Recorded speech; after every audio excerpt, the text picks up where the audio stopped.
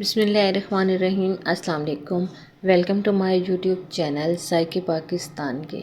तो उम्मीद करती हूँ कि सब खैरियत से होंगे, जहाँ रहें खुश रहें, आबाद रहें और यूं ही हंसते मुस्कुराते रहें।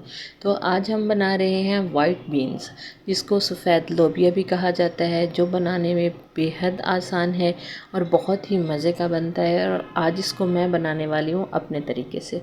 इसको किस तरह से बनाया जाता है और इसके लिए हमें किन किन चीज़ों की ज़रूरत होती है वो भी देख लेते हैं। तो सबसे पहले तो हमने ये वाइट्स बीन या के सफ़ेद लोबिया ले लिया है, साथ में 3 से 4 जवे हमने लहसुन के ले लिए हैं, 1 इंच का टुकड़ा अदरक का है, 1 पाव हमारे पास कीमा है, 1 पाव आलू है और वाइट बीन्स जो है वो भी 1 पाव है। टमाटर मीडियम साइज़ का 1 अदद है, प्याज भी 1 अदद मीडियम साइज़ का है।